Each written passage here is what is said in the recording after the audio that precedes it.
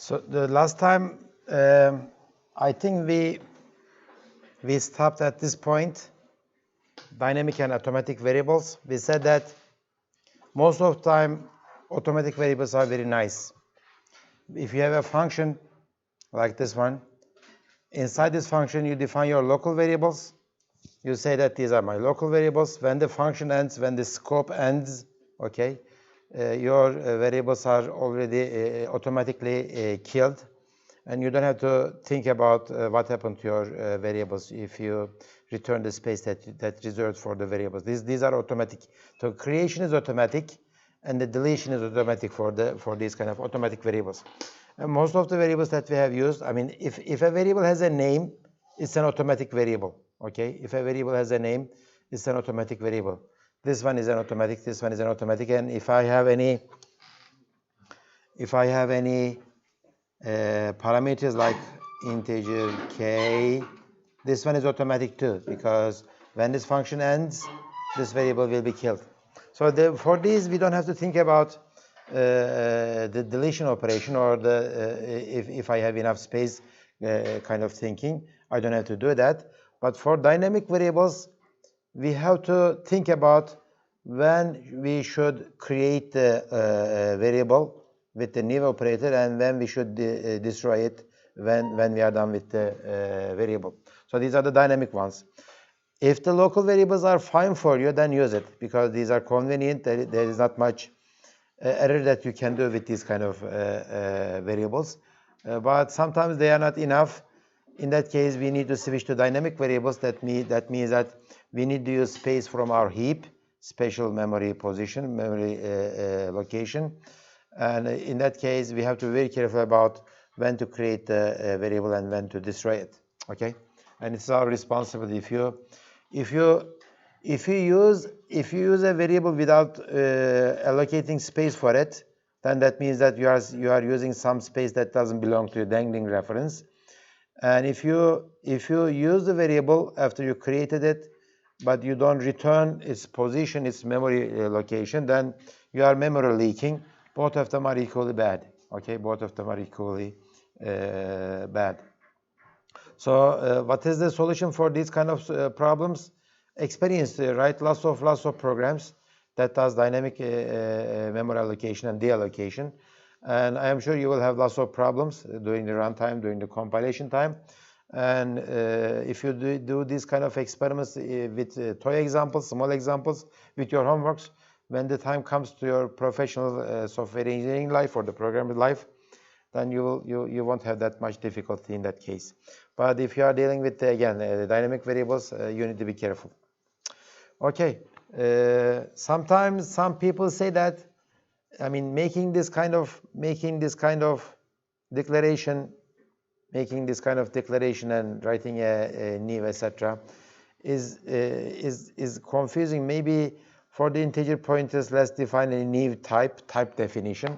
So C type definition. It's not like a class. Okay, C type definition. It's not like a class. So we are saying that int ptr is another name for integer pointer. Okay, so it's just an alias. It's not a new type. Why do I keep saying new type? It's not a new type. Alias is said, and it's an alias. It's a new name. It's not a new type. Int ptr and int star are not two different types. They are the same type. Why do I keep saying the same thing? They are the same type. They are not new. They are not different.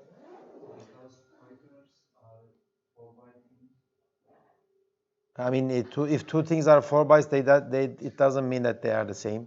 Integers and doubles are sometimes 4 bytes. We don't call them the same type.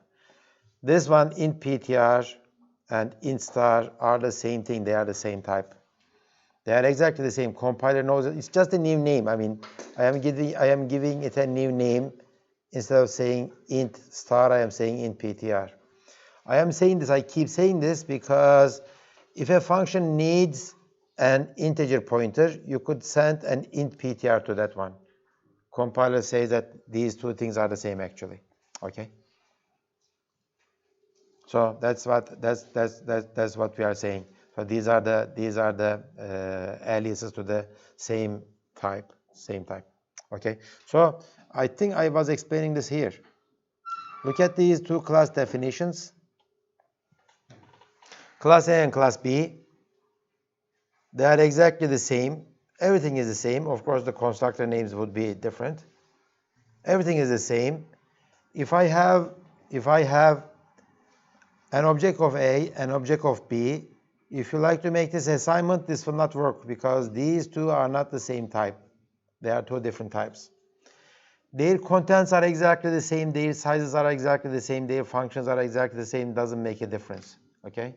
Compiler says that these two are two different types, but these two are not two different types. That's why we keep saying these are aliases, just new names. Okay?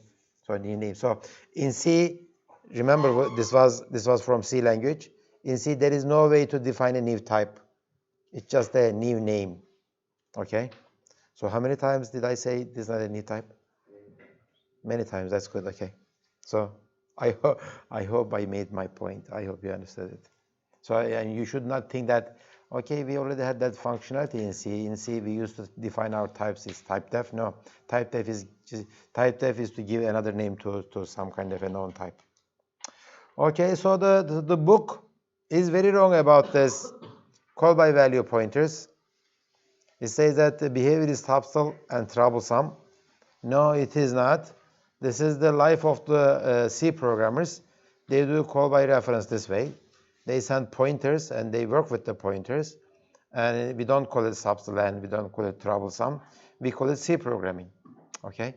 So the book is not right in this case, but it's a C++ book and we are reading it, but I mean, read it that way. There is an example in this from the book. It says that, okay, I have, by the way, I don't like these kind of type definitions. What is wrong with just saying integer pointer in here? It is not confusing. I mean, by doing this, it is more confusing, actually. I mean, what is int pointer? I have to go to line number 7 and look it up and that kind of stuff. So this function sneaky, and a very wrong name. It's not a sneaky function. It's just a regular C function. So it's the function name sneaky takes an integer pointer. Okay. And let's look at the implementation of sneaky. It is as stupid as that simple function that we have that takes a reference and returns a reference. Remember that one? It is like that one. So it takes an integer pointer, temp, and it assigns a value of 99 to the address pointed by temp. Okay, and it prints out the assigned value. Okay, this is what sneaky does. It doesn't return anything. Okay, so let's look at this one. I have an integer pointer, p. Of course, I use it. So when you say 11, line number 11, so p is an integer pointer. It has some position in memory.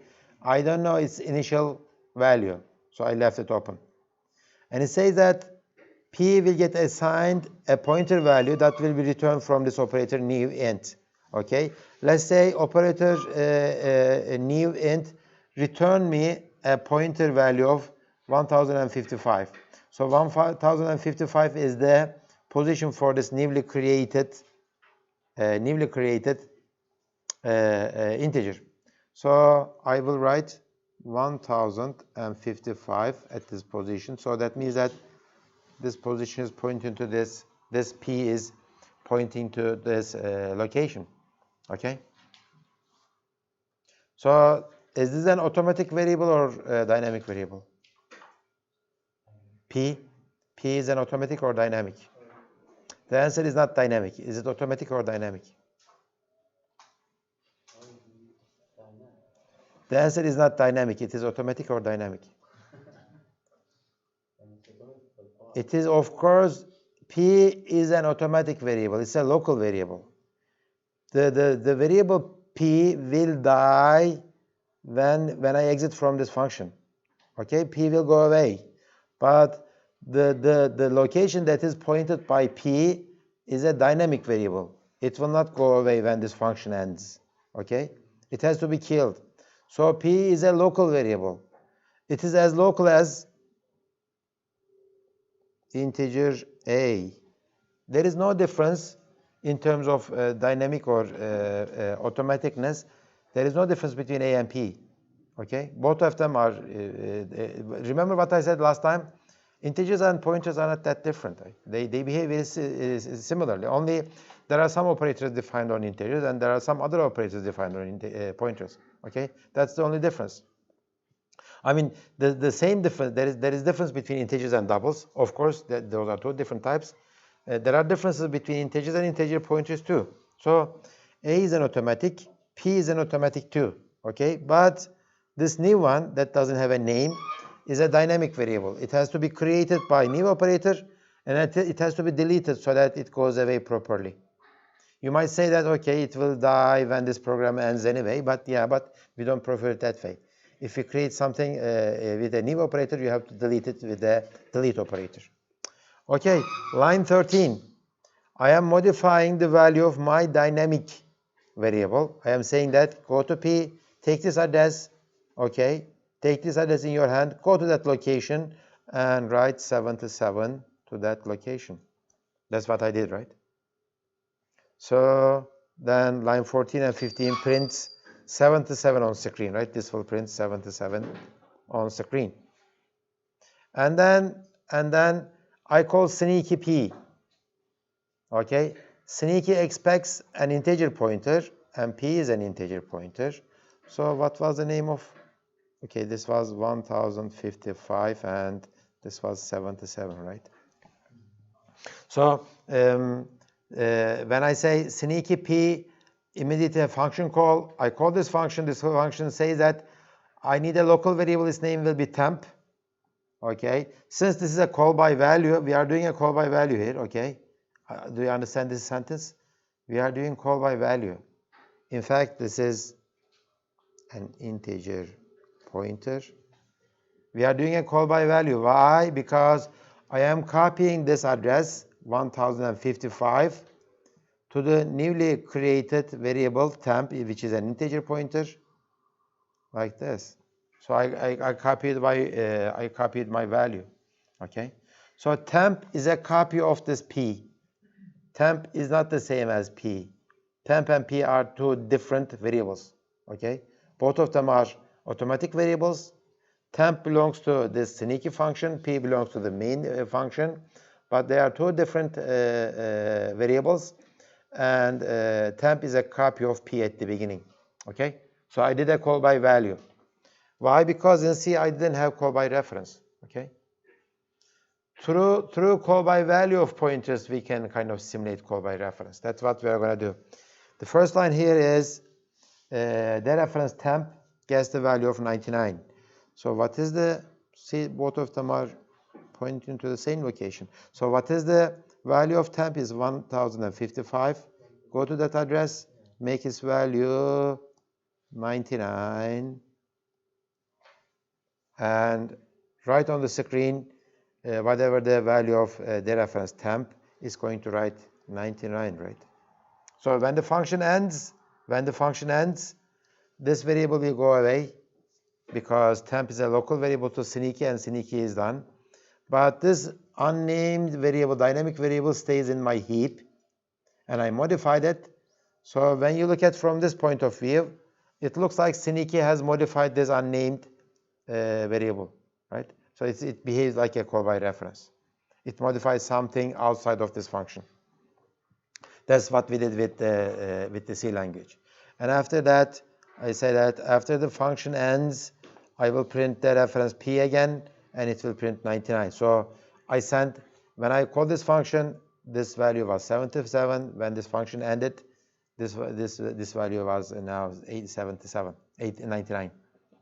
Okay, so an example that we already knew from C programming, we just looked at it once more. We did call by value. There is no call by reference here.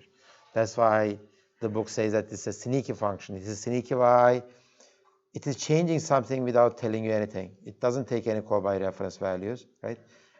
It takes a pointer. But at the end, we are doing call by value. Okay, call by value pointers. Subtle and troublesome? I don't think so. Okay, so good. Any questions on this? Yes.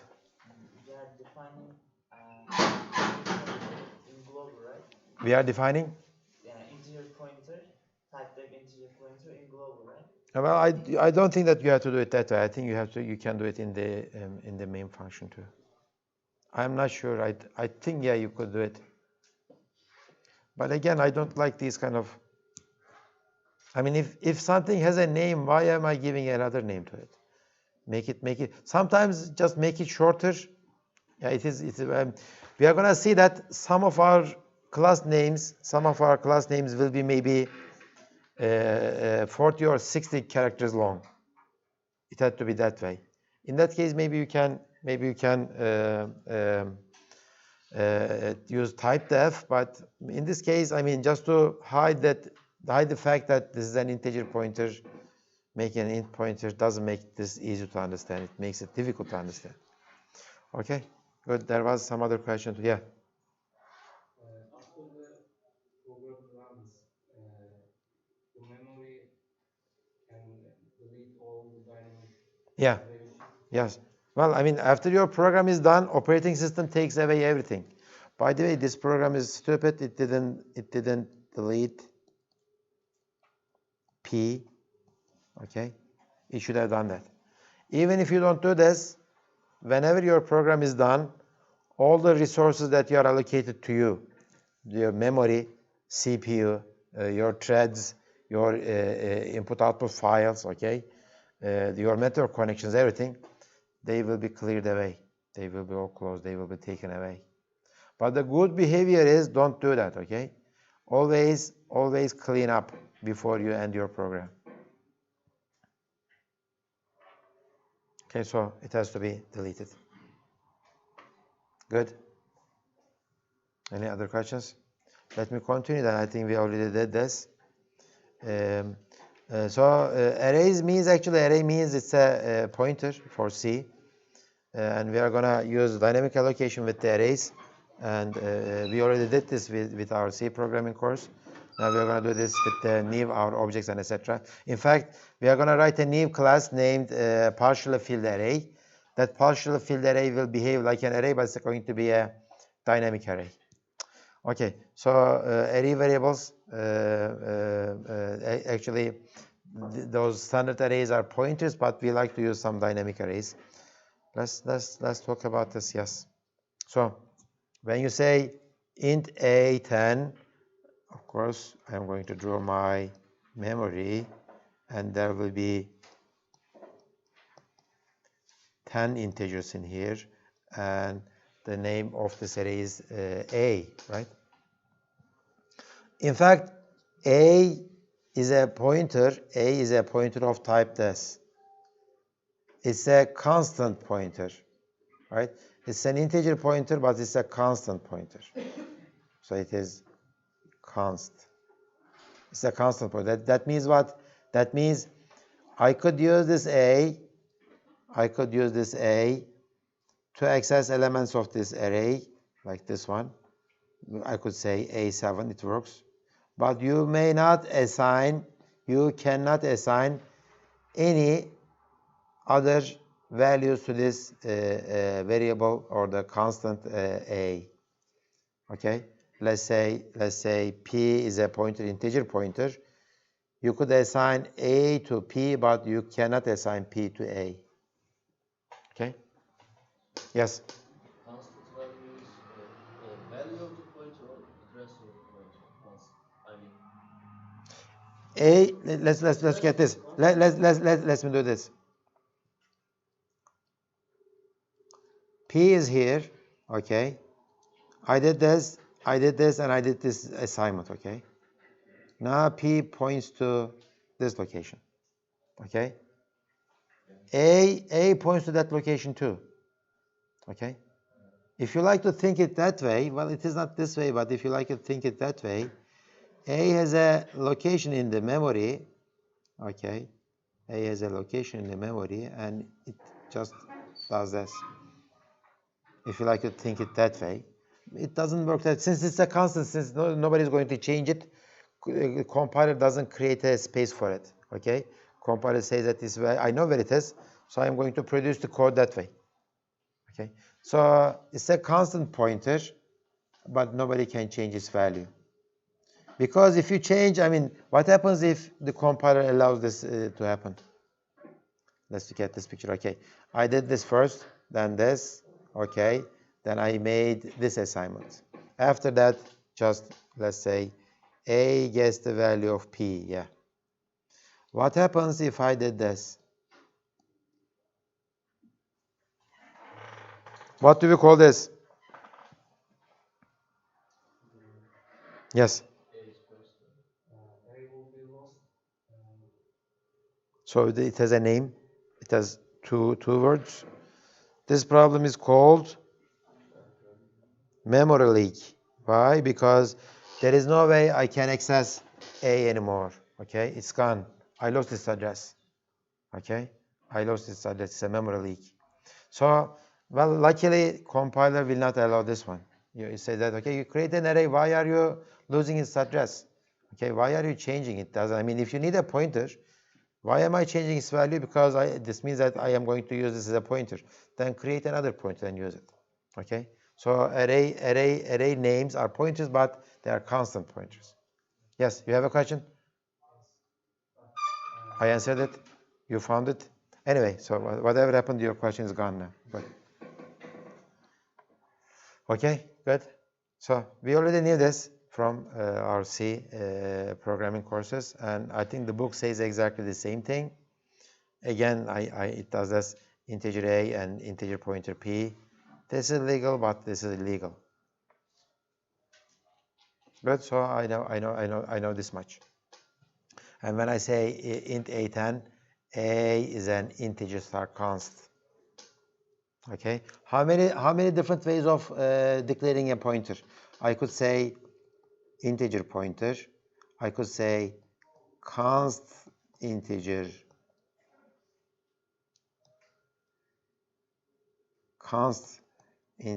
pointer. Maybe, and I could say integer pointer const and const integer pointer const. So P1, P2, P3, and P4. Four different pointers. They are all integer pointers, but this one I could change the value of P1, and I could change the value of P1, and I could change the position that the P1 points to. This one, I could change the value of P2, but I cannot change the value of the position pointed by P2. And this one, I could change the value of the position pointed by P3, but P3 is a constant. This one, both of them are constant. Okay, if I make okay, this is P1, P2, P3, P4. I am making a table. So P gets a new value, PA. Can I make an assignment to a P? Or can I make an assignment to what is pointed by P? Some value, right? So for this one, both of them are okay. For P2, which one is okay? I think I could change P2, but I cannot change the pointed by, okay, right? P3 just the opposite. This one also. This one you can't do, okay. Right? Okay, so I think I just made it up. It's a good table. Memorize it. Okay. Again, you might think that, okay, we didn't have these kind of problems we didn't have these kind of issues with the integers. Why are you saying that the pointers are as simple as integers? But we didn't have this dereferencing operator with the integers, right? We didn't have the dereferencing operator with the integers. In fact, in integers, we have some other operator that is much complicated than dereferencing. This operator is very complicated. This division operator is very complicated. We don't say that it is complicated because you have been dividing numbers, integers, for the last 10 years, right? Last 15 years? How many years? 10 years? 10. Yeah, well, I mean, half of your life you have been using this operator. That's why it looks like simple to you. The referencing, you just started doing it for maybe 10 months or 6 months, whatever. So you'll get used to it. Okay, dynamic arrays, again, like we can create the dynamic variables, we can of course create the dynamic arrays too. And let me show you some examples here. Double PTRD, okay, it is double pointer.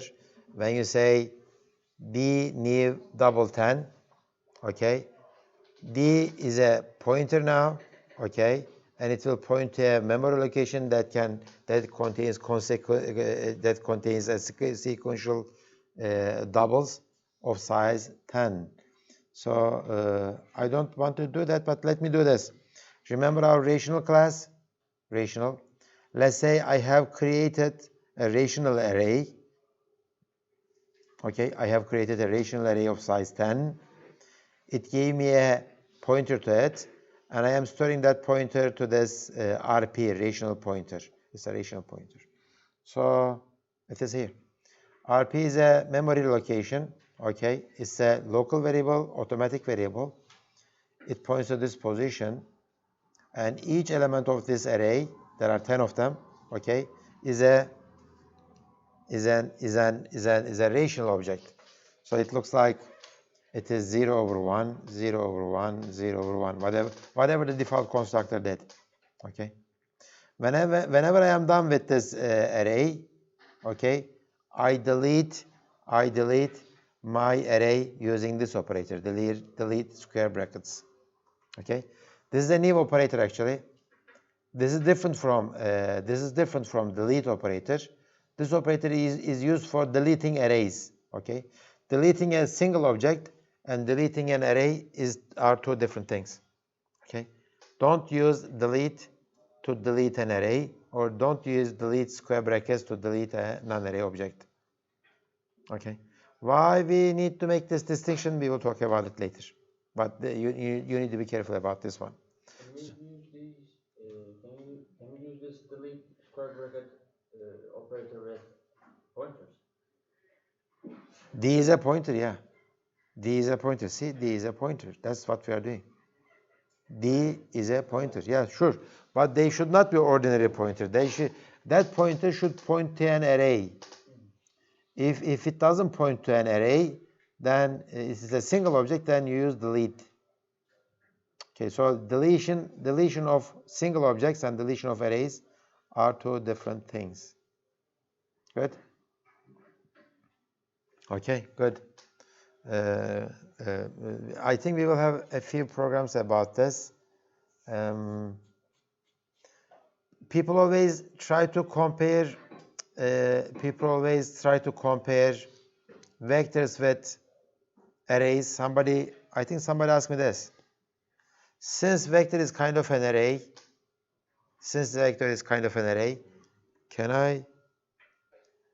let's look at this definition.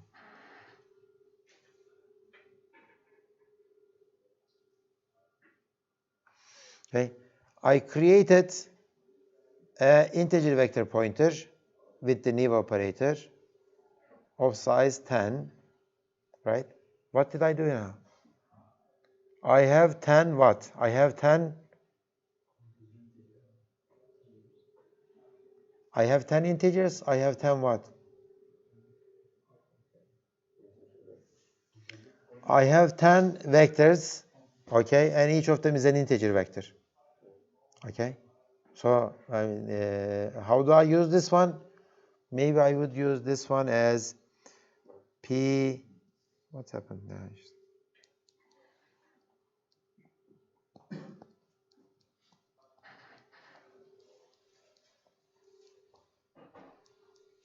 Stupid pen is not working again. It's not a battery problem. Something else. Do I have my...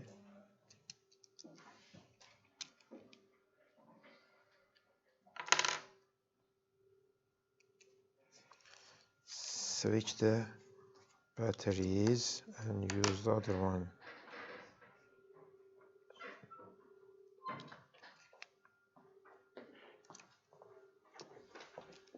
Thank you. Oh.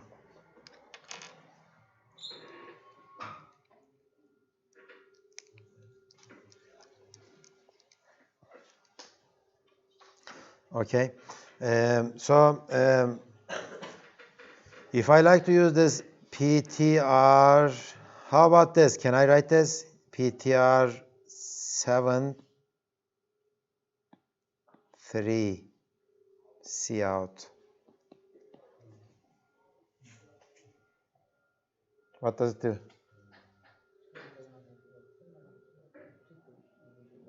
Right after, don't see this one. Don't see this delete yet. So don't see this delete. Delete is not there yet. Can I write this one right after this one? Well, it looks like, yeah, I have 10 positions for integer vectors, yes, but each one is an integer vector of size what? 0, right? There is nothing in it. So I can, if I write this, probably I will get junk. Sometimes I will get segmentation fault.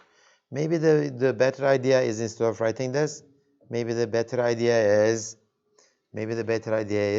doing this first. PTR 0 push back, then what? Then 7, for example. What did I do now? I pushed back an integer at the end of the 0th element of this array. Okay. Of course, whenever I am done with this, array, and I am doing this, I should delete my dynamically created object. It is kind of confusing. Why would I use such an two-dimensional array? If you like to use it, yeah, you could use it, but don't do it this way. Use the regular way of vector of vectors. It is much better. You don't have to create anything. You don't have to delete anything. Okay, good. Sir, if this is possible, Well, it is possible, yeah, sure. why did you cross it before you started to tell it? Why did I cross it last year? I don't remember. Well, I think I was saying that don't do this kind of programming. That's, I think, because it's confusing. Because, I mean, each element of your array is a vector, and each vector handles its dynamic allocation by itself.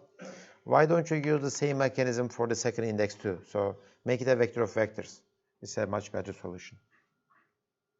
Okay. Okay, good. I think we talked about this. Delete new double 10, and D is a double pointer, and it has to be deleted this way. And we will talk about the destructors later, but maybe I can talk about it now. Remember, do you remember how I introduced constructors? We said that constructors are important because they are mostly used for initializing your new objects, right? So when a new object, a brand new object born, it needs to be initialized. That's why we have the constructor for those. And constructors usually they take parameters from you, and they initialize the object properly. The same idea is valid when the object is dying. When the object is killed, you may define a function which is called destructor, which will be called by the compiler automatically when the object is dead. Okay. When you make a new object, the constructor is automatically called. There is nothing you can do about it. Constructor has to be called one way or the other. When the object dies, okay, if you define a destructor will be called too. Okay, destructor will be called. This is why we are saying that I am deleting an array. Okay, when you remember this one, what happens? Let's look at this one. Remember this one. What happens when you do this line? How many things happen? First, the compiler allocates some space for me, okay, or the code allocates some space for me that is enough to fit 10 rational objects, okay? That's what I do. Then I need to call 10 rational constructors on these objects, default constructors. After that, okay, I get the beginning address of that position and I put it inside this RP. That's what I did, okay? So 10 constructors are called. When I am done, whenever I am done with this object, okay, then I need to delete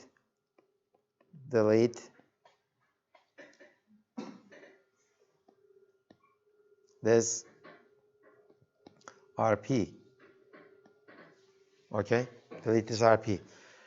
When you say delete RP with square brackets, you are saying that I am deleting an array.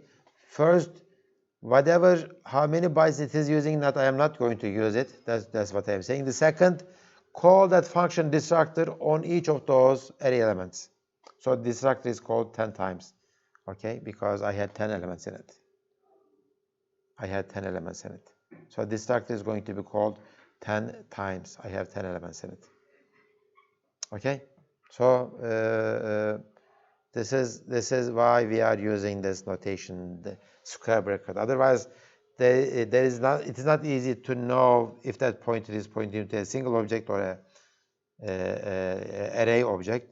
This is only way for the compiler to know that it is deleting an array instead of a single object. Good. Any questions? I talked too much about these structures, and I will give you some definition later in a while.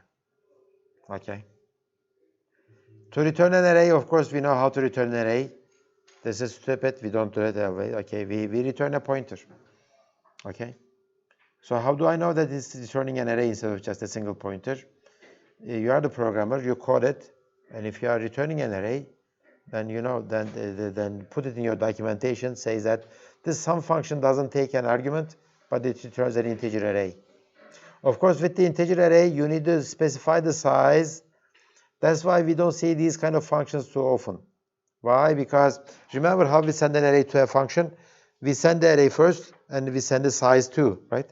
Two things. So that means that if you're returning an array, you return the array itself, the pointer. Also, you need to return the size of the array too. But the C function return mechanism, we cannot return two things. You only return a pointer, right? So that's why we don't see this kind of stuff. My suggestion is, if you need to return an array from a function, don't return it. Make it a parameter of this function, and you say that I am modifying the. Unfortunately, if you are going to return an array, void, okay, return array. I need to return a pointer. I will need to do this. I will integer pointer. Okay, I am going to return a pointer, but I need to modify whatever value is going to come to me. Maybe I'm going to do this ptr. Then maybe I will say size. So I am going to do simulated call by reference, okay, for the size and for the pointer too. Or maybe I could use, no, okay, I'm not going to do that. It will confuse you. Okay, but the book says that if you are going to return an array, then do it this way. And I think we will have a few examples. In C++, we don't deal with this kind of stuff. All we do is we don't say that. We say instead of returning array, we return vectors. And whatever the parameters are, we will say I am returning a vector of integers. That's it. Okay. Since you are returning a vector of integers, inside this vector you have the size information, you have the capacity information, everything. Right? This is an encapsulated object, right? It has everything in it. That's why we like object-oriented programming. You don't have to deal with, now I am returning an array. How about the size? How about this and that? No, you don't have to think about it. All you are saying that this return vector takes whatever object it takes, and it returns a vector of integers. Whatever the size it contains in it, whatever the details, they are contained in this one. We don't think about how the complicated vectors are working. We just use them. Okay, any questions so far? Then I will move on. Okay, we already did this pointer arithmetic before. If D is a double pointer, and if I make a new double array, dynamic array, okay, D is a local array. D is a local variable. It's a pointer. D is an automatic, but this array is not automatic. This is dynamic. Okay. So when you say D0, it points to this location, right? When you say D1, it is here. When you say D2, it is here. And we already knew how to make this calculation, right?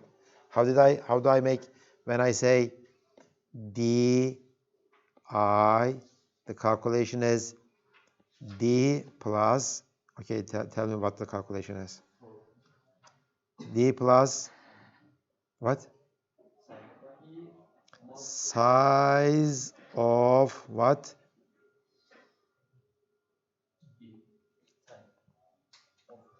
Let me start with this. D plus I times size of what? What is each of these? What are each of these? Yeah. Well, so each one is a double, right? Size of double. So if I am trying to reach, by the way, I'm doing this in the byte calculation. If I am trying to reach D7, that means that 7 times this double, this double, this double, so it will be somewhere there, right?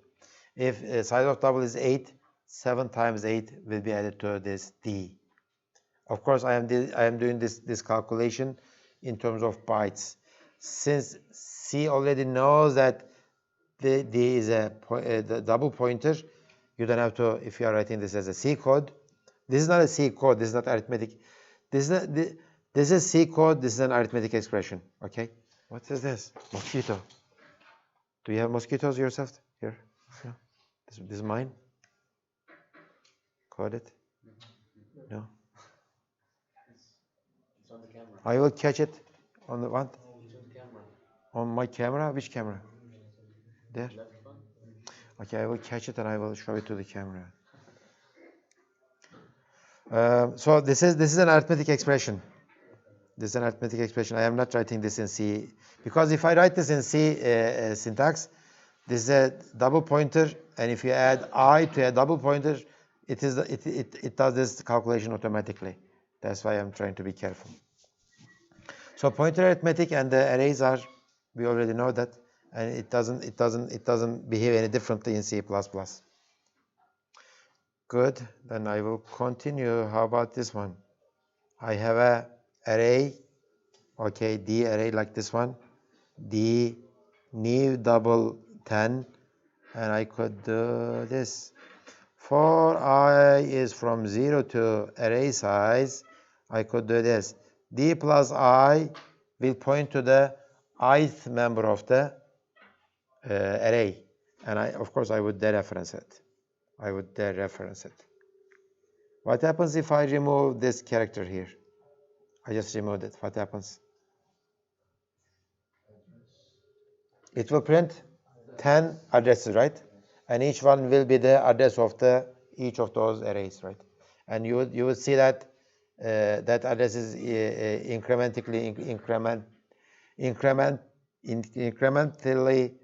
It is increasing monotonically with a difference of 8 bytes. Okay, if I remove it, because cout is smart enough to print the pointers. Okay, how do you print a pointer using printf? What is the format for the pointers? I think %p. Is it %p? How do you print a pointer? I think it is %p.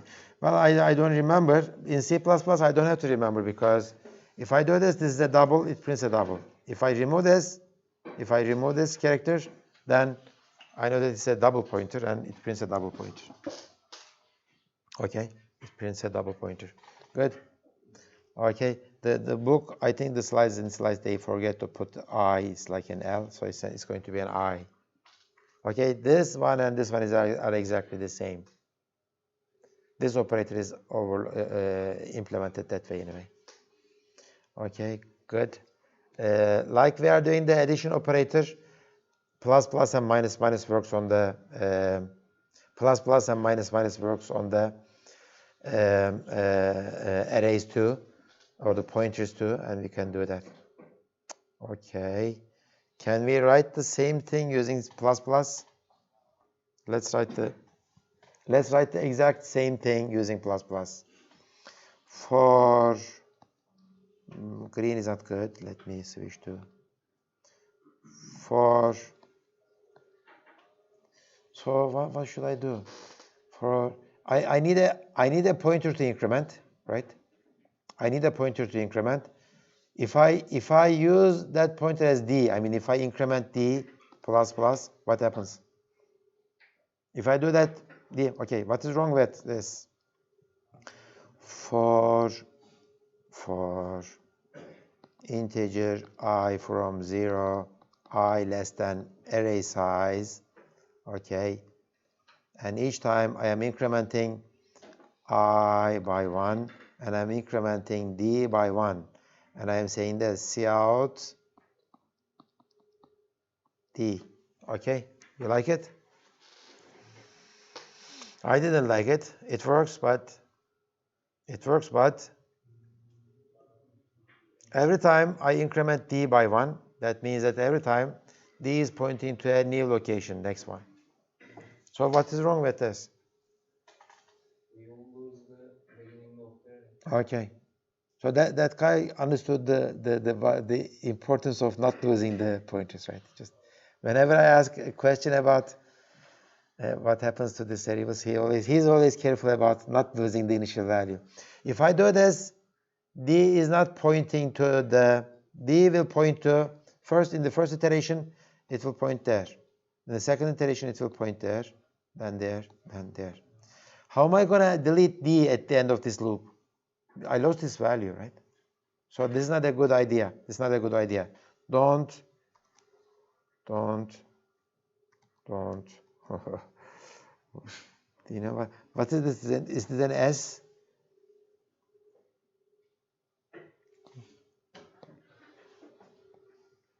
Oh, okay. It's an R. See, this is an R. But I cannot.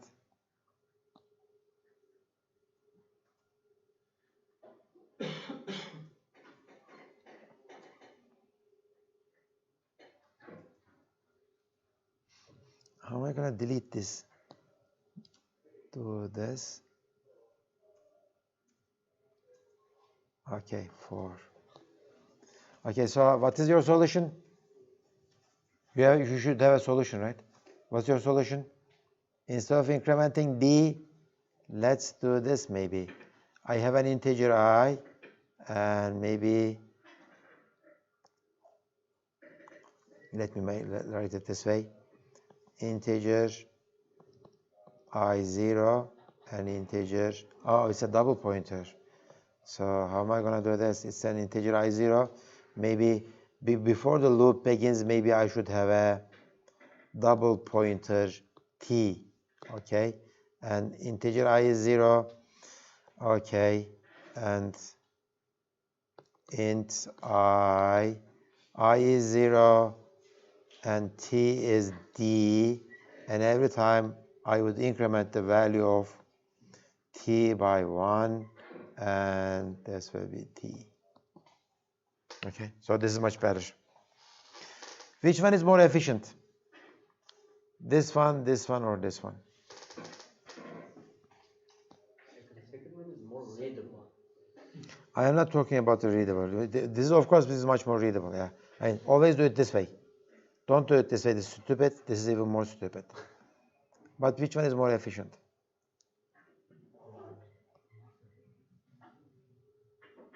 In this department, we teach you stupid things so that you don't do them. Okay? So learning what is stupid is important.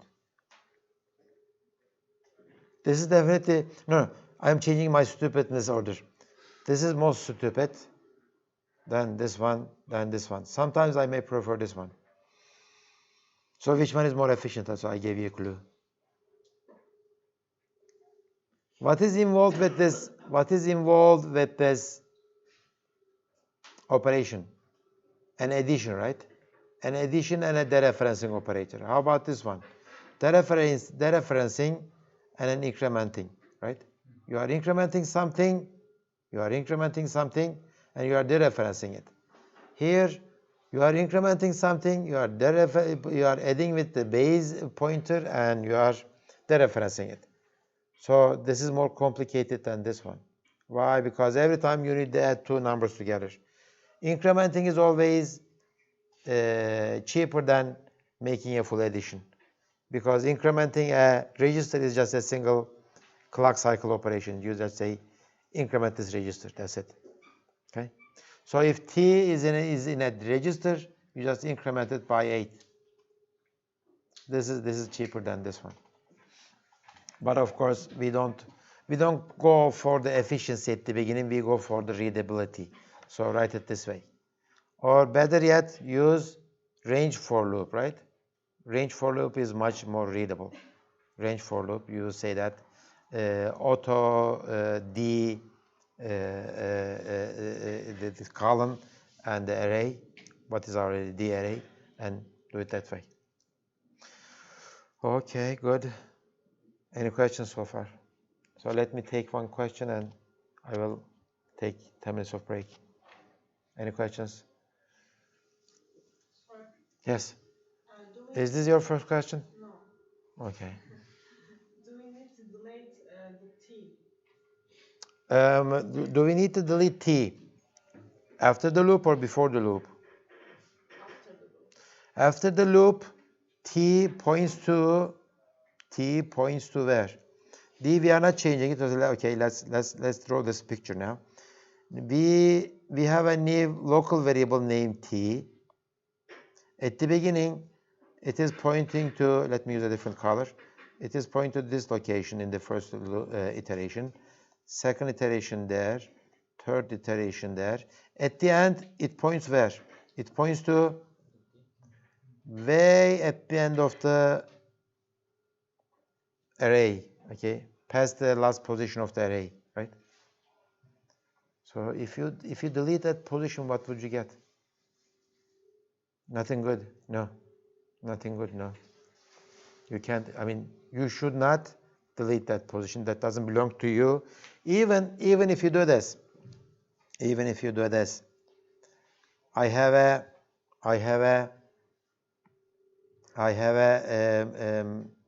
pointer D and pointer T. They are pointing to the same location. If you do this, delete D and then delete T. D and T are pointing to the same location. So this is at the beginning. D and T are pointing to the same location.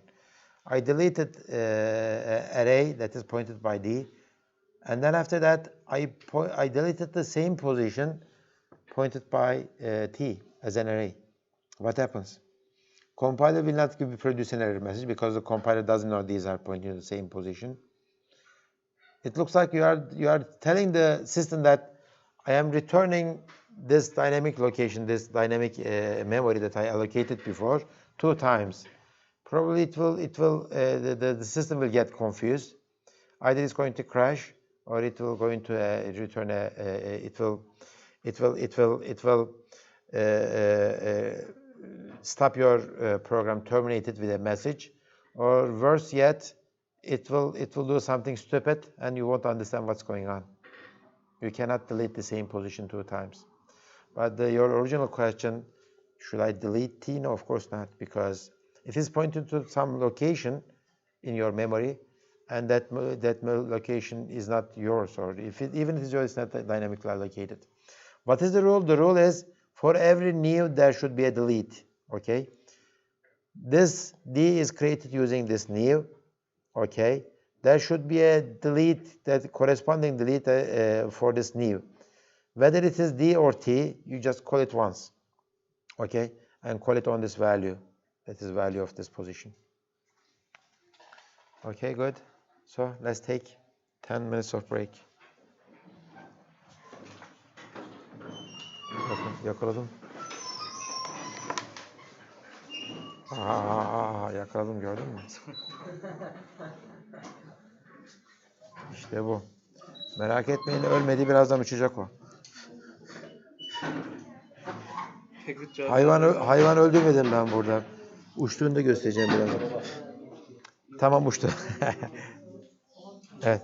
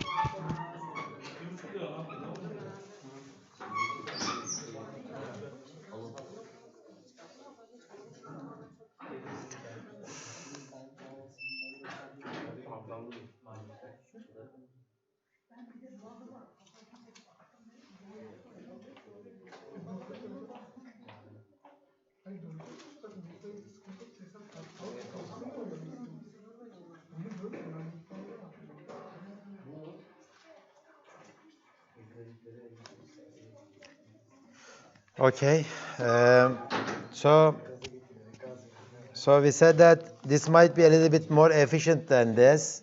This might be more efficient than this, but usually at the beginning we don't think about the efficiency. We think about the usefulness. We think about the readability. So do whatever is readable.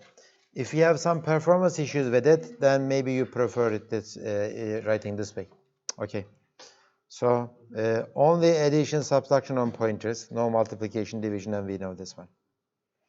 Multidimensional arrays, of course, in C we had multidimensional arrays, and when you say I have an integer array of 2 dimensions, integer array of 2 dimensions, integer a 10 and 20, okay, 10 by 20 array. We know how this one is structured. We know that there are 200 elements in it in a single consecutive memory location. There are total of 200 elements, okay. Each of the, this is an array of arrays, right? There are 10 arrays of integers of size 20. So each one is a array of 20. There are 20 elements, and again there are 20 elements, and there are 20 elements, and there are 10 of them. That's what I'm saying. Okay, this is one way to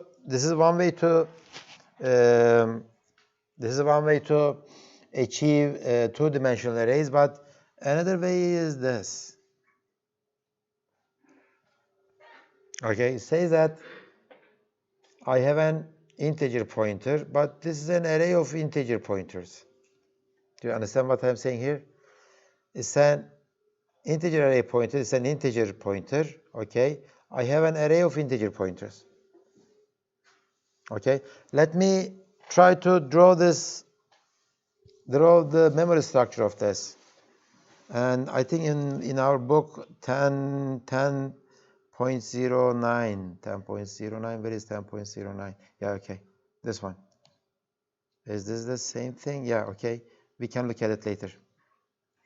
Okay, let's look at this example. Let me draw this one on the screen. And I think I am going to draw it. Okay. So this is my memory. At the beginning, I have a local variable m.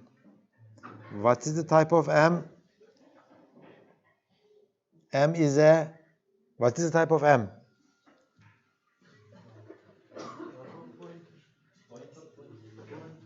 It is pointer of an integer pointer, right?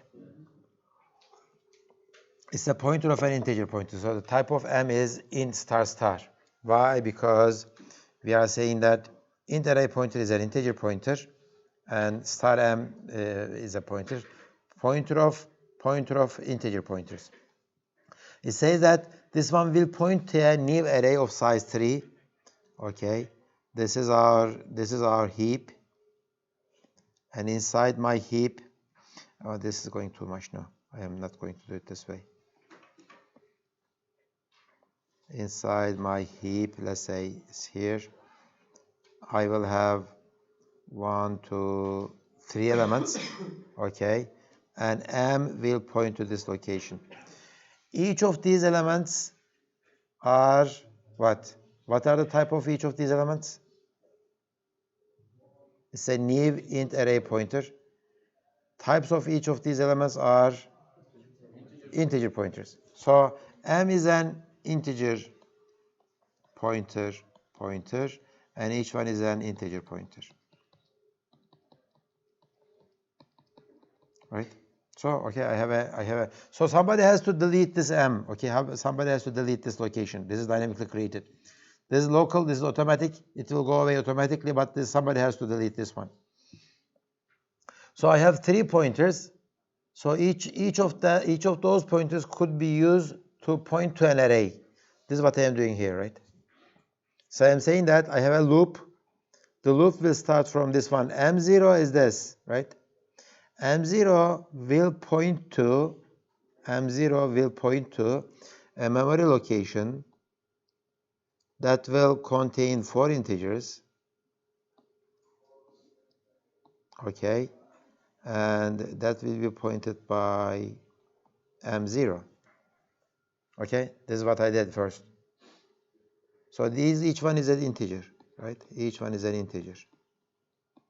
Integer and integer. Again, when the loop iterates once more, another memory location that will contain 4 more integers, and M1 will point to there. Similarly, M2 will point to this location. Okay? So this is my memory structure. So M behaves like this. What is M0? M0 is a integer pointer. What is M01? M01 is this. M0, M01 is this. Okay, M01 is this. So I can assign an integer to it, 17. So this one behaves like a 2-dimensional array, right? This one also behaves like a 2-dimensional array, but this one is 2-dimensional array too. It behaves like a 2-dimensional array, dynamic 2-dimensional array. Which one would you prefer? Which one is better in terms of efficiency? Second one is better. Why? For efficiency, why? I mean, in terms of excess efficiency. Can be created dynamically. Well, I mean, creating dynamically doesn't make it efficient. It is more flexible, yes. More useful, maybe, but I wouldn't call it efficient. Which one is more efficient to access the elements? First one. Oh, that's a very good answer. Yeah. First one, yes. Why? You know the next question, right? Why? First one is the perfect good answer, but that will not get you any point in exam. Because there are 2 options, first one or second one. First one is not there. Why? The first one is more efficient, that's true. How do you calculate A01? How do you calculate the position for A01? You would say that I will get the 0th array of size 20. Inside that array, I will choose the integer number 1. So making this calculation is not just 2 additions, and so how do I do this? Let's try to write the arithmetic expression for this one. I am going to write it.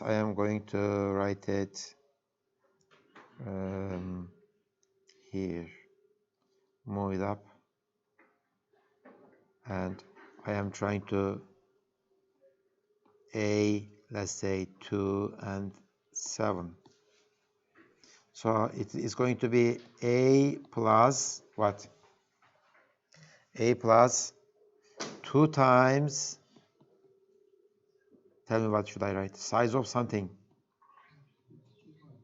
Size of integer times 20. Yeah, right?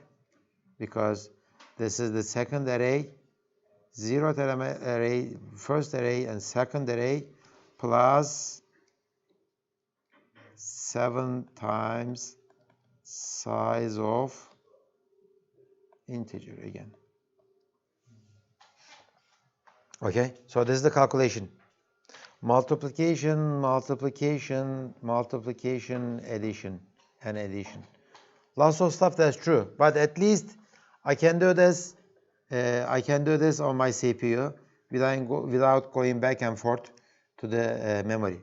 For this one, when I try to calculate M07, M01, get the content of M, follow that M, get the content of this one, follow that one, and do this calculation again. Okay, so To calculate M0, I need to make a calculation like this one.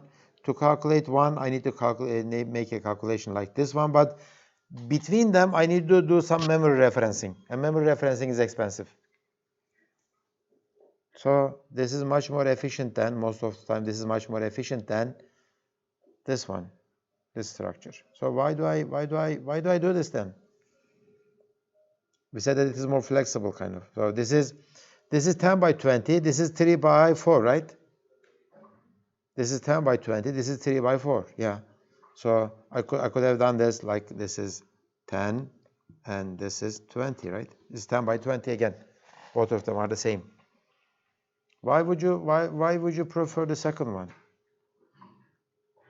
Because this is troublesome. I mean, for every new there should be a delete 2, and remember I have new and 3 deletes here. I need to code those deletes, so this is troublesome. It's not easy. Why would I do this? I can change the size real time. I can change the size of the array during the runtime. That's true. Maybe I could say that instead of 3 or 10, I could say that my array size will be k, right? It would change. Or let's look at this one.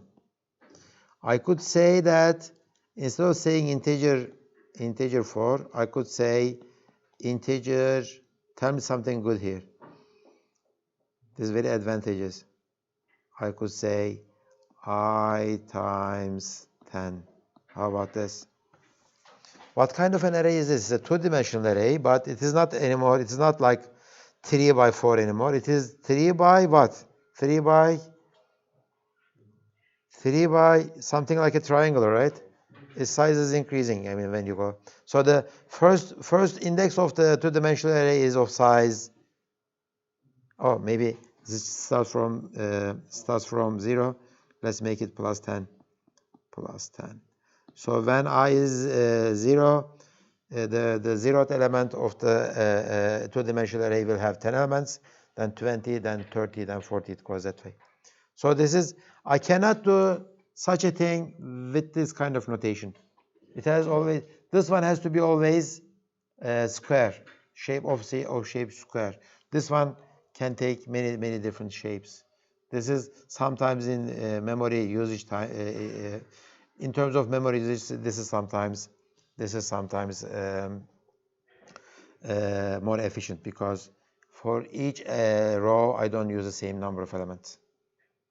Okay, let me go to the example from the book. 2 integers. I accept the 2 integers from the user. Give me the array size. It says that the user says that my array size will be 10 by 20, 10 and 20. So I am making a new array of size 10 of integer pointers, and then I make an array for each one is an array of size 20 if this is 10 and if 20. Okay. So until line 15, I have called new how many times? 1 is here and d1 here. 1 plus d1 times. Okay. And then I am running this loop. I am saying that, okay, give me all those numbers. And I am inputting those numbers from the keyboard. And I am printing them out. And at the end, 32, 33, 34, you understand what's happening? This is exactly same as, the number of news and number of deletes are exactly the same. So new, okay. Which one is the line 12? There is a new operator, okay. Which one of these deletes operator corresponds to this new operator? Line 33, line 34, which one? 34, right? Line 33, line 12 and line 34, they correspond to each other. And this loop and this loop correspond to each other. Is this order correct? Can I do this? If I do this, what happens? If I do this, I am telling the system that I am releasing this memory location, After I release that memory location, I cannot say M0, M1 anymore because M is gone. Okay, this position is gone. It might work sometimes because this position gone doesn't mean that I cannot access to it. You may access to it, but you are doing something illegal. You are doing something bad. Okay, so this order is important. So the order is, okay, create M first, and create the second dimensions next. First delete the second dimensions, then they create the first dimension. They delete the second dimension. Okay, good. Any questions?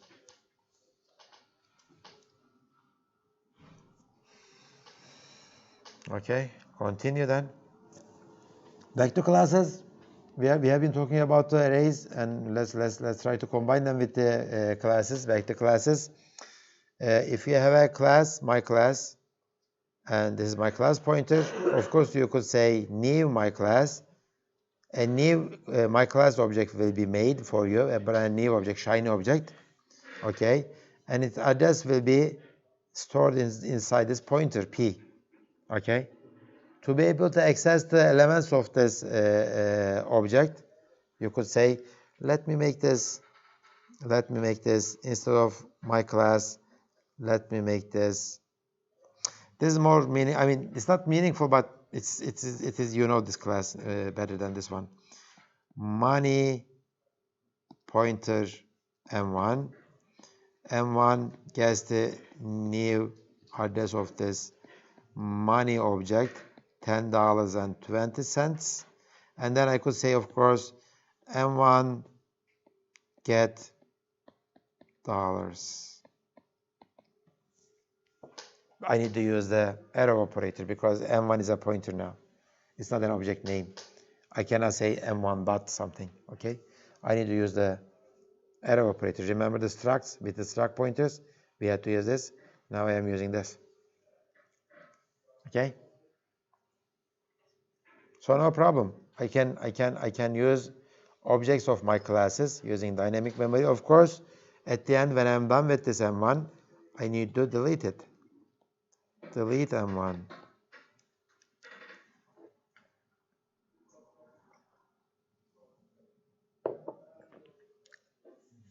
Okay?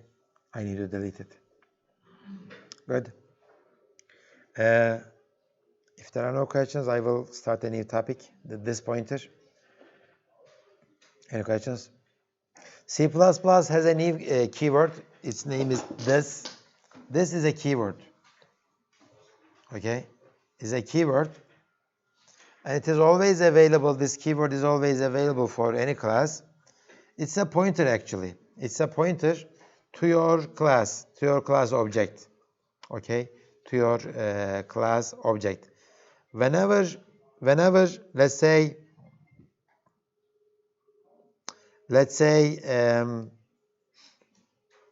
inside this simple class, I have a very simple class.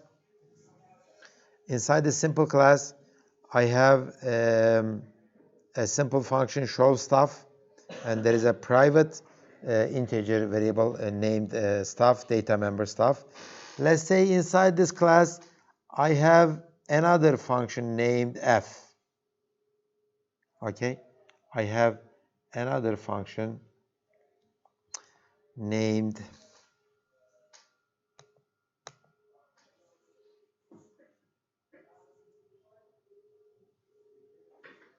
my zooming doesn't work. Okay, it worked now.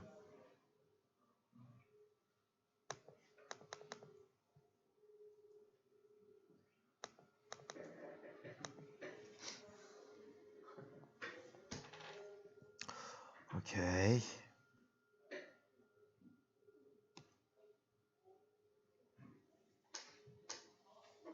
So that function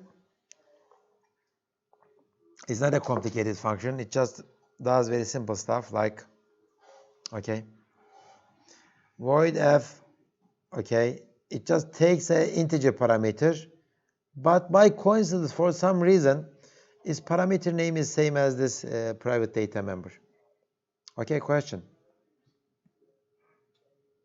When I call this function f, when I try to print out this variable name stuff, Is this stuff this one or this one?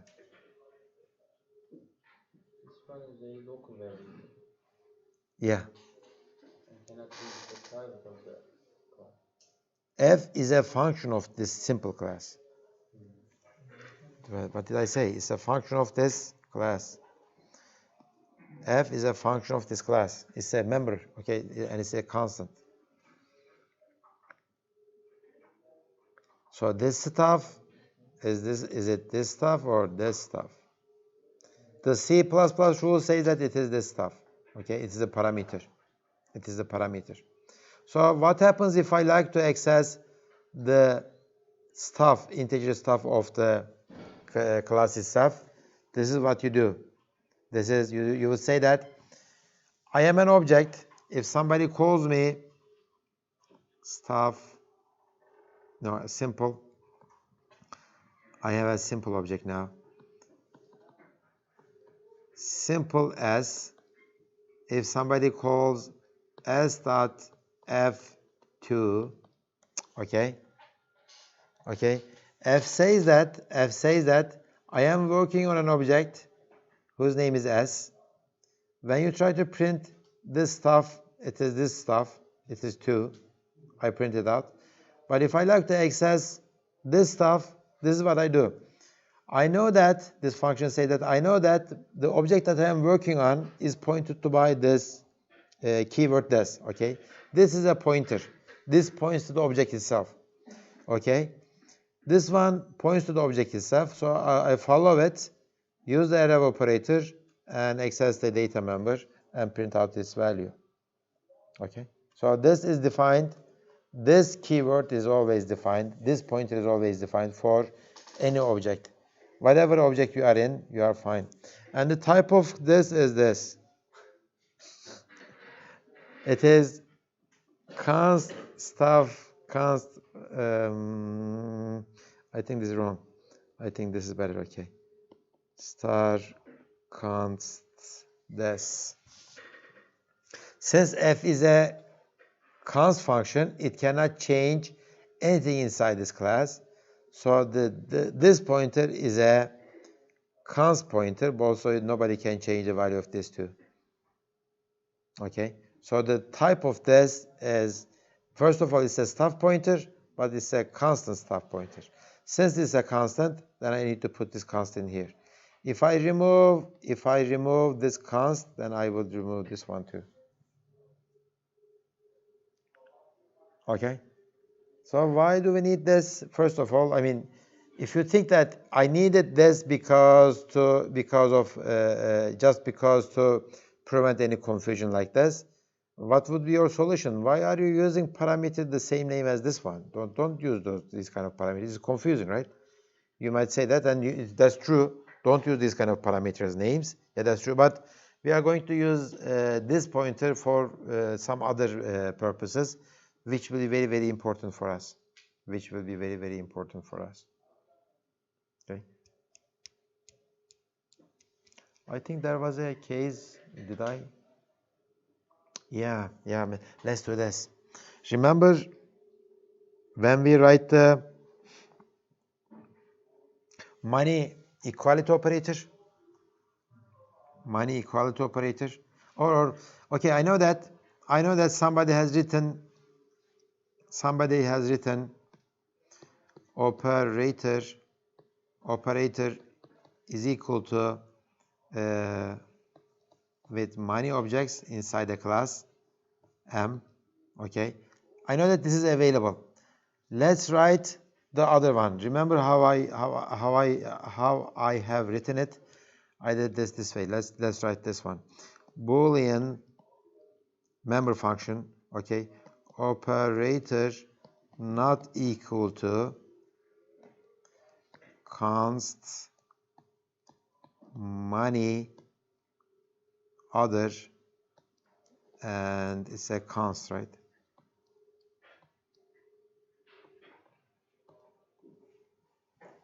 So if I said that return, how did I write this before? Return First of all, not. I will call this one not other object equal to, how am I gonna say myself? This is how you say it. I will say this object, but this is a pointer, it's not an object. So I would dereference it. Okay?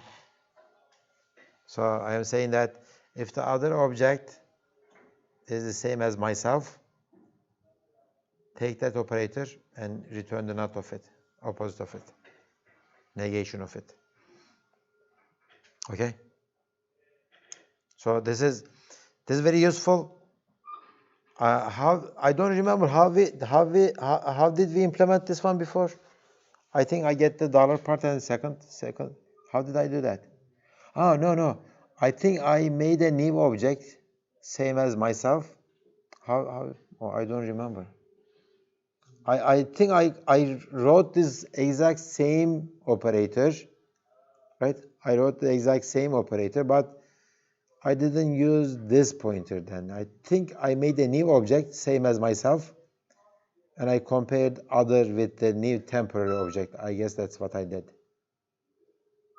I think I made something like a temporary money, dollar part and cent part, and compared with the other one. Okay? So in this case, it is very useful. So this pointer is something useful, and we are going to use it a lot, especially with the assignment operators, constructors, destructors, etc. Good. Any questions? Yes. What is the type of this? I couldn't get it. This is the type of test. This is I mean, for each function, this is defined. For each function, this pointer is defined. You don't have to declare anything. Okay. But just to understand what is going on with this, I wanted to write it down. So type of this is a staff pointer, okay, and it is available for this function. Also, it is available for this function, and it's available for this function too. So stuff is an object or integer type?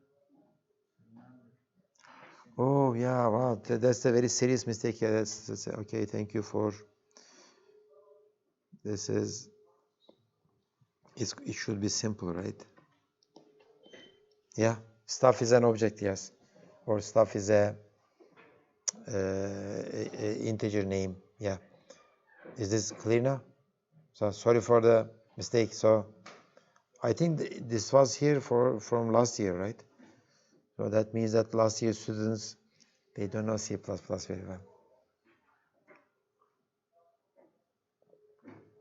Okay, so it's a simple pointer and it's a cons pointer.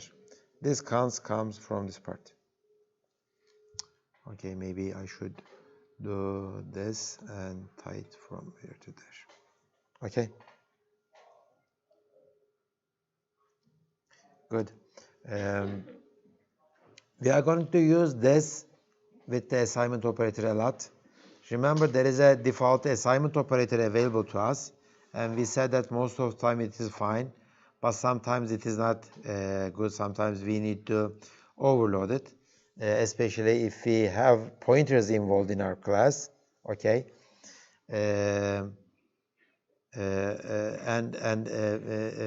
We will use this pointer in implementing the assignment operator. I think there is a good example. First of all, let's look at this one. This is actually, I think it is similar to stream insertion extraction operators. Remember when you overload the stream insertion extraction operators, you had to return the cout or cin object before, so that I can use the chained version of stream insertion extraction operators. Assignment operators is the same thing. I should return something from this assignment so that this assignment is possible.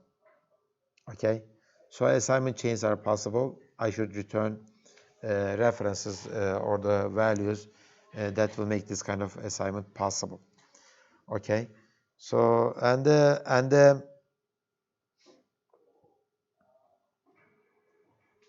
associativity with the assignment operator, I already know that. It is from right to left. This one is not good.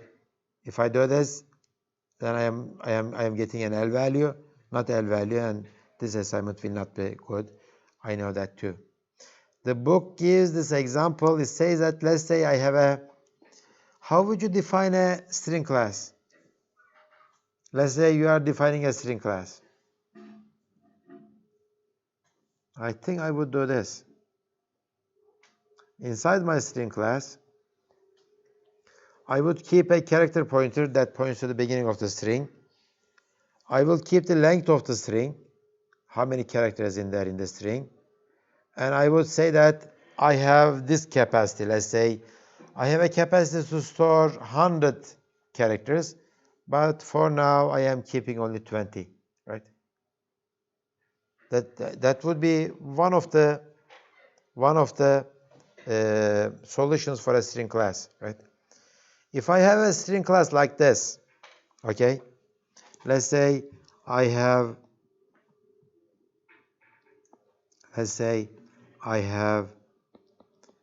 string S1 and S2. If I make this assignment, I assign some values. If I make this assignment, think about the default assignment. Is default assignment okay for this class? No, why not? Because there is a pointer, member-wise copy, member-wise assignment. Copy is this one, copy is this one, and there is a pointer. If you copy pointers together, okay, make a copy of the pointer, both of these objects are pointing to the same memory location. If I change one of the strings, the other one would get changed. The bad thing is that if one of the strings is dead, it will take away the allocated space, and the other one will be keeping a dangling pointer. That's not good. So I need to overload the assignment operator for this class. And this is what we are doing. Okay? It says that, let me take this to some other location. Okay? It says that, okay, I think I did the same thing in here.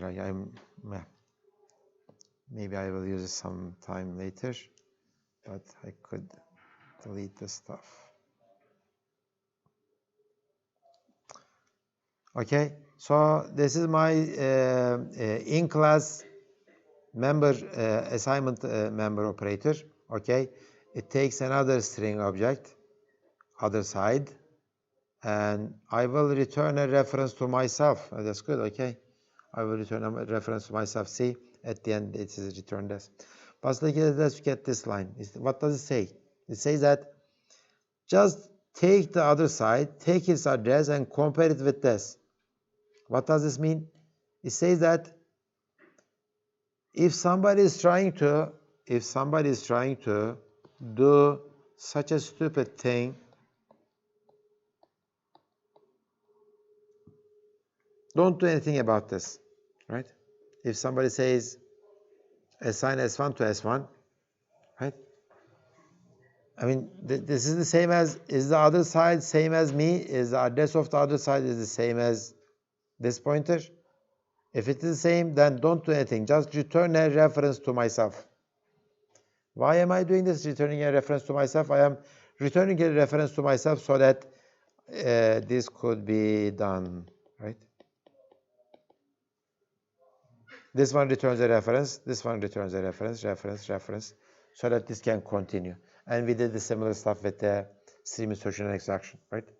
Okay, so if this is not the case, if the other side is not same as me, if it is different, then this is what I'm going to do. Copy the length of the other side to my capacity.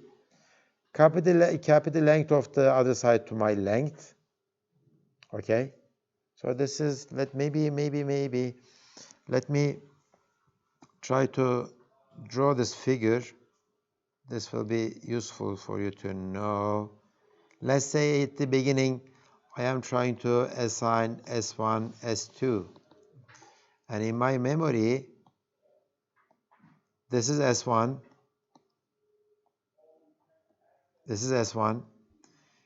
Okay, this is character pointer A, and let's say this is capacity is 20 and length is 10, okay, and this is S2.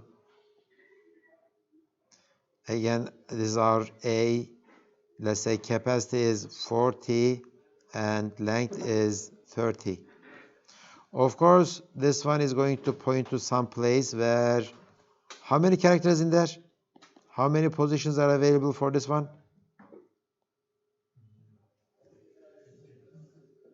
10 or 20? 20. Of course, there are 20 elements in here. There are 20 elements in here, but I am using only 10 of them. I am using only 10 of them. Why? Because it says that 20 is available. I am using only 10 of them. Similarly, for this one, it is someplace else. 40 is available, but I am using only 30 of them. Okay? So let's try to see what's happening. So when I say S1 is assigned to S2, I didn't hit this part because they are different. So I will take the right side is S2. I will take the right side 40 and I will assign it to this one 40, right? No. Right side length to capacity. So I will take 30, this is length 30. Then I will take right side length to my length 30, right? And then delete A. So I will delete this A. That means that I return this position to the operating system.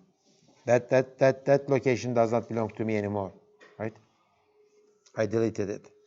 And then I will say, give me a new position, give me a new location that has this capacity, this much character.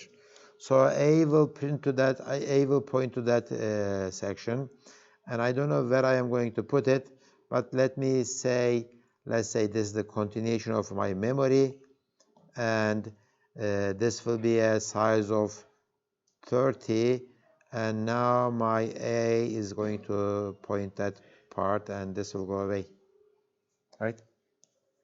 So my object as A is this way, after this one.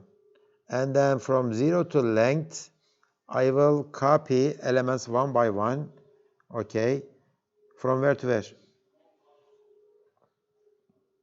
I will copy elements from one by one with this loop.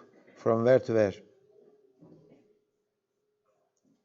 From this position to this position. From this position to this. How many times? How many times do I do that? 30 times, right? 30 times. I will copy these elements one by one from this position to this position. And at the end, I will return a reference to myself so that this chain of assignments can continue. Okay? This is a little bit wrong. Actually, this is very wrong. The correct thing should be, okay, something wrong around here. What is the wrong thing? Something is wrong. What? Wherever I am pointing, something is wrong.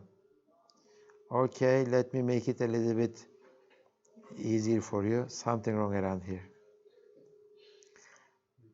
Much easier. Something wrong in here. It should return a const string reference. Why? Because I don't want to, when I say A gets the value of B, let's say A is a string, right? Or let's say A and B are money objects. I don't want to say dot set dollars, right? I don't want to say that. That's not good. Okay? So it should return a constant reference. Okay? It should return a constant reference.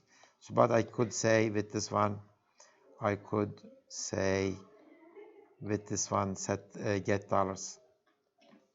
No problem. Okay? So this is a constant. So I will return a constant reference to myself. So this pointer is good for comparing yourself with other people, also returning references to yourself or your address. Once you know your address, you know who you are, okay? You can compare yourself with other objects, and you can talk about yourself. I am doing this to myself, kind of thing. For example, in a function member function, when you say, let's say in a member function of the money class, if you say money this automatically makes a new money object that is equal to that is the same as your object, right? So it is much more convenient, or it is possible to talk about yourself, self-reference. Yes. We say it has to return constantly, but if we have two variables like S2, S3, S3, and we assign them S1, S2, and S3, yeah. if This one will be done first. This will return a reference to S2, but it will be a constant reference. yes, And it will be an R value. And that R value will get assigned to S1. This one will return a constant reference to S2, right? And it will be an R value, not L value. Yeah, okay. Good. Any other questions? What we did here is a deep copy. Here what we did is a deep copy. Why we call it deep copy? Because we follow this pointer and we copied whatever that pointer points to, okay? Shallow copy copies like the member-wise assignment, default assignment, only copies this part to this part, this part to this part, this part to this. This is a shallow copy. Deep copy follows the pointers and copies them too. Question. Remember this location? This location. This is where I keep my characters, right? Is this part of this object S2 or not? If you are the compiler, what would you think about it? Is this place part of this object S2? Is this place inside the object or outside the object? How about this one? Size of S2. What is size of S2? How many bytes there in object S2? No. Let me tell you, this is 4 bytes, this is 4 bytes, and this is 4 bytes, 12. But your character string, could be as large as 100 characters, 200 characters, right? Your size of S2 is still 12. So you keep your extra information in heap, not inside your object, okay? And you follow your pointer to go to that part. So this is not part of your object. Compiler doesn't see it that way. These are the elements in your object, okay? In your class, you have your character pointer, capacity, and length, nothing else. Each object has only these, okay? But outside of your class, in the heap, there might be some other memory location that belong to you. That doesn't increase your object size as far as compile is concerned, okay? As far as compile is concerned. If this is the case, there is no way that the compiler can know what you mean by this pointer, okay? What I mean by this pointer is it will point to some place in my heap and it will keep my characters and etc. You only you know that meaning, okay? That semantics is only known by you. To teach what's going on with this memory location, you need to overload your assignment operator. Otherwise, compiler cannot know that. All the compiler can do is do shallow copy. Copy this pointer to this pointer, this integer to this integer, and this integer to this integer. But that's not going to be good. That will be very bad for you if you do it that way, the shallow copy. I need to do the deep copy for these kind of operations, for these kind of classes. Okay, if you have pointers, dynamic memory involved, okay, I must dereference pointer variables to get to the data for copying and write your own assignment overload. Okay. So if you have pointers in your class, you need to be very, very careful. You need to be very, very careful. If you have this kind of stuff, you need to write your own assignment operator. There are two other functions that you need to be careful about too. One is destructor. We never have written before. Okay, destructor is whenever your object dies, whenever your objects of the string class dies, you need to delete this character array, right? You need to delete this character array. Compiler cannot know that. So you need to write for this kind of a class, you need to write a destructor so that this one will get destructed. Okay. Another one that you need to be careful about is copy constructor. We have never seen a copy constructor before, but we have been using it. Where when we do a call by value, when we send an objects of a money or objects of strings to a function, the copy of that object is taken by this copy constructor, and we will see it next time. So these three things are important. Okay, we call them big three functions. Why we call them big three functions? We call them big three because if you need to modify one of them, for example, the assignment operator, that means that you probably have to write your own destructor and copy constructor too. For now, we didn't write them much, especially the assignment we are writing it just for now. If you need to write your assignment, that means probably you need to write your destructor and the copy constructor too. If you miss one of them, you are writing a very bad class. If it is needed. If it is not needed, for money class, they are not needed. Because in money class, we don't have any pointers. Okay? But for the string class, since I need to write the assignment operator, I need to write the destructor and the copy constructor too. If you don't write them, your compiler will not produce an error message. You won't notice anything. The worst thing is that your customers will get very, very bad errors out of your classes. That will not be good for you. Okay, so next time, I think on Monday, your TA will come to the class and he will write a simple or complicated string class. Okay, you will look at the sample string class or maybe a array class. I don't know. And he will answer some questions. And on Tuesday, we will continue together. And our exam is next Friday? Yeah. Really? We don't know. I think we will know it by Monday or Tuesday. We'll let you know. Okay, good. Or maybe should I, since our exam is on, no, maybe we can do this. On Monday, the TA will do some stuff. On Tuesday, I will do the lecture. On Friday morning, whatever we cover on the Friday morning will not be included in the exam, of course. That would be too late. But on Friday morning, if you have any questions, we will try to answer the questions. Okay? Of course, you may ask your questions anytime you like, but on Friday morning, try to bring lots of questions to the class. So, What? the exam is going to be at 5. Yeah. So if you have questions in the morning, we can answer them. The Friday is free for us, so there is no lessons after 10:30. So that means that you cannot have any conflicts with the exam. That's good. I don't understand what you mean. I'm just trying to say if we can make it a little bit earlier. If I can find a classroom, okay, large enough to hold you all, yeah, maybe we could. But your number is 160 or something. You don't see them, but yeah, it's crowded.